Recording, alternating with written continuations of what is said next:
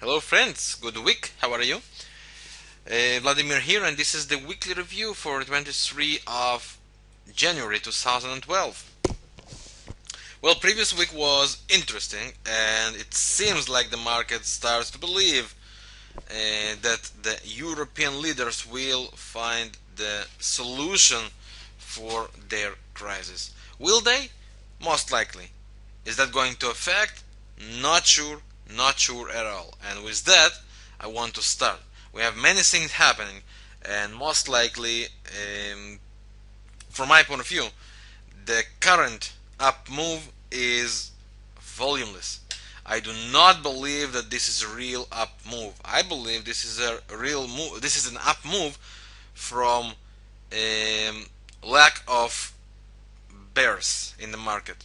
So even the smallest bulls there, those that still believe, that's what pushed the market high. When I say the market, of course, I mean indices. Of course, I mean the majors, like the euro dollar, like the Australian dollar, and the New Zealand dollar, made the rise up. So let's take a look and let's see what we have. I would like to start with the gold this time, as it reached very interesting situation. First of all, let's see the weekly chart. Weekly chart meets its, as you can see, almost right, weekly 20 MA, and also it has this trend line just right here, right around this area.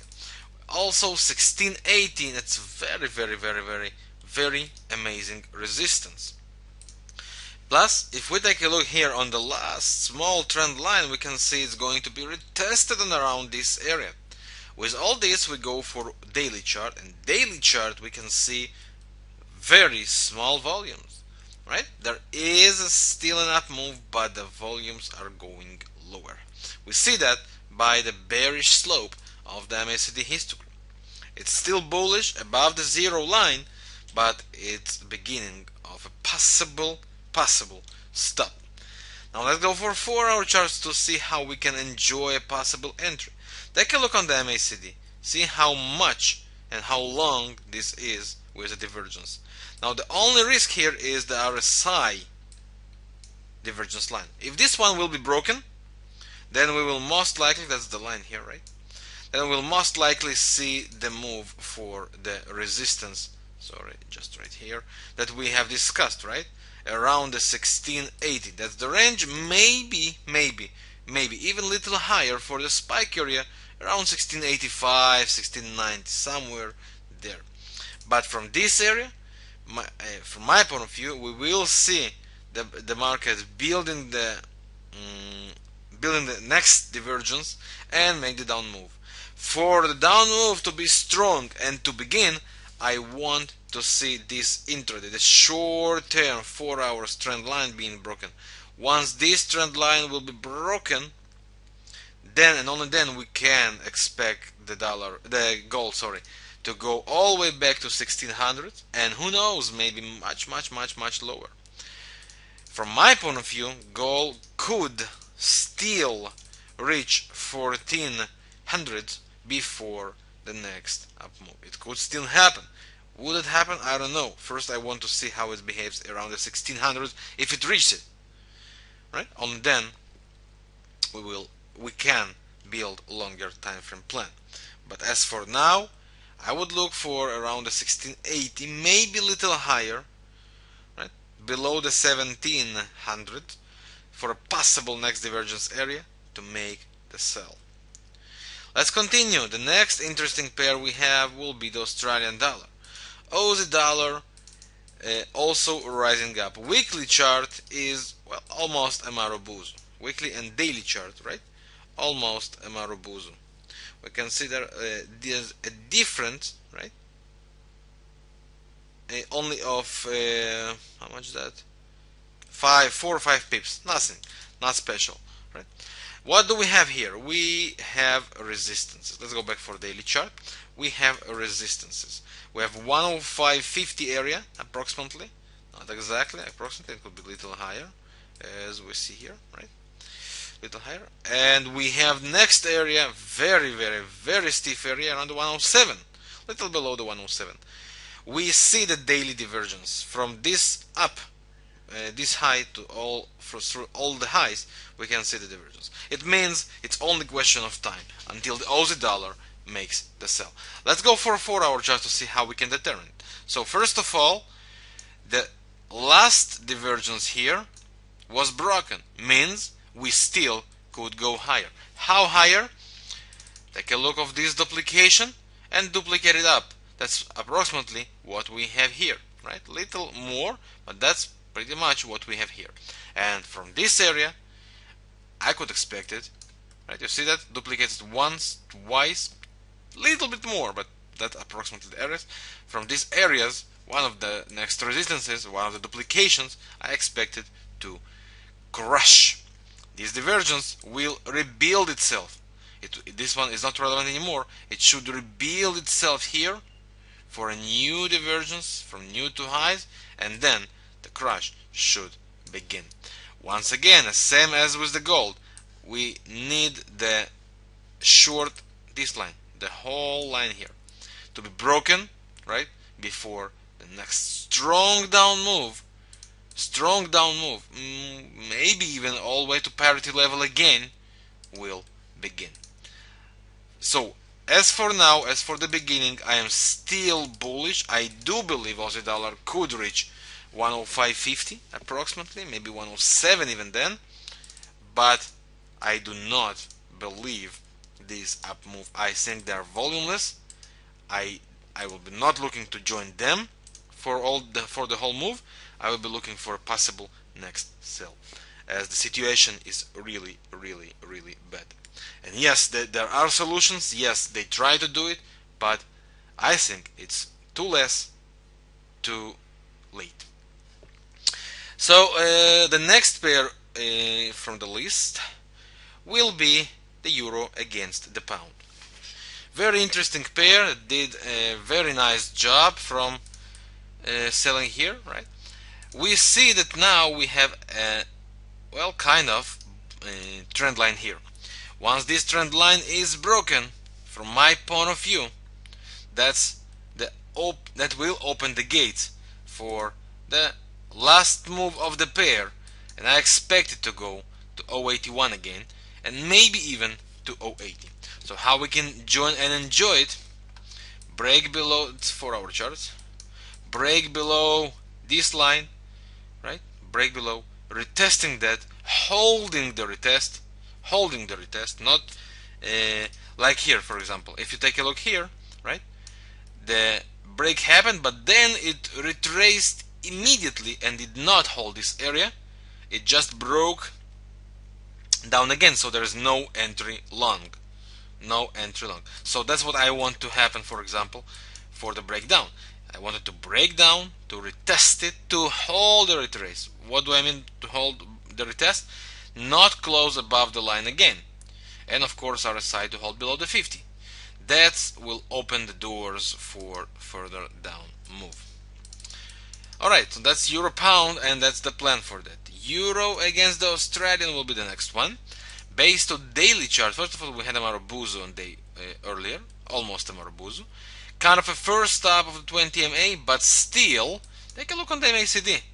Despite the fact that this is so bearish candle, MACD is still rising up. It's a bullish sign. Where exactly it's going to happen? Well, I will be not surprised if the Euro Australian will make an attempt again to reach the 122, maybe even a little lower, but this divergence, once it will be completed, it could, once again, it could go a little lower, it could create new low here, but then make a stop and complete return higher than 126. Higher than 126. So it could go lower, or it could hold. If it holds and retrace immediately, a break and a base above 125 will open the doors for the upper boundary band of the Bollinger Band. Right? A break above the last two highs here, the 20 MA also, should open doors all the way to the upper boundary of the Bollinger Band. Now that's for this pair. For the last from the Eurozone will be the Euro against, oopsie, sorry, that's not the chart. It will be the Euro against the Canadian. Pretty much same story. It did the move down here, the divergence followed. Now two things could happen. We can see now small retest here, something like that, right? And a break higher again to take us for the upper boundary band. I would say to 132, but it could go even much higher, even higher. So that's the plan. That's the first plan. The second plan, it will not stop, and on the 4-hour chart it will break the last high, right, and continue the whole way above the 132. Alright, so that's the plan for the Euro against the Canadian to join a possible up move. So it could still once again retrace here, I would say 130.50, something like that, and then to continue, or to break above the last high and then to continue all the way to 132 and higher. Now go for next pairs, and the next pair will be the pound against the Kiwi. From my point of view, one of the most interesting. Very bullish divergence, very bullish situation. Two things could happen. Situation number one that could happen is a break above the 193.30. A break, and sorry, that's not the one, that's the one.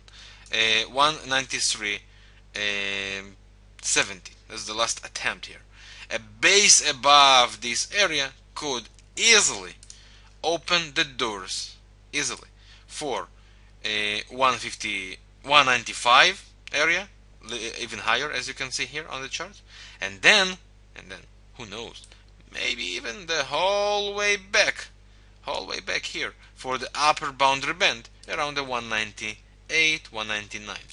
So the way to join will be base above 193.70. If it turn around and goes lower, look to attack the next area, which should be little below the 190. This area could be re-attacked if the prices go lower, as somewhere from here I would expect the whole return up again. It's only question of time, if you ask me, before this pair change direction. Now let's go back for indices. Indices are very, very, very, very extreme, friends. Weekly chart, we can see they attempt to go higher. We have here stiff resistances area, little above the 1330, somewhere below 1370. You see this divergence, right? No volumes, and the up move is fake. Once the right time comes, it will crash. It will crash. Is that a time to attack already? I would say yes, as there is a short-term resistance already. Yes, it could go a little higher to continue with no volumes, but once the market are ready, once the divergence is completed, it should crash, and it would crash, and I would say for 1280 at least. But something in me tells me it could, this time it could go and really go for the next lows. If the monthly chart really will make the return, from my point of view, the day we will see that below 1000 is not far. But I don't want to sound so pessimistic, sorry. So I do expect it could, I don't expect it, it could still raise a little higher, but based to the volumeless market just right here, I think it's a question of time until the big crash will come. That's based on the S&P. Of course, all the rest just will follow that. For the Dow, it's 12,700. It's 12,800 levels, where it should stop and divergence to take the effect and make the crash. And the last interesting pair to follow, from my point of view, is the Aussie against the franc. Based on the weekly chart, there is a divergence. Now, from my point of view, it's building a stop somewhere around 0.98 to the parity level. From my point of view, it's going to build a stop to make maybe new highs here, to follow the next divergence, right, and to cause a crash, then a big crash then. And this crash, of course, will follow the Aussie dollar expected down move. Still early, but once the right time comes, it's about to happen. Alright friends, so that's what we have for this week. Just last thing, dollar yen. Well, it begins to be interesting for me, but it's rangy.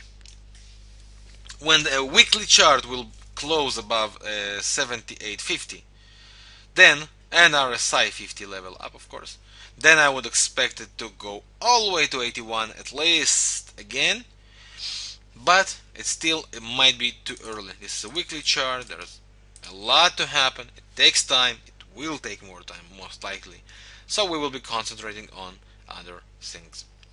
Thank you very much for your time watching this video, and good luck with our trades this week. Thank you. Have a beautiful week, and good luck. Bye bye.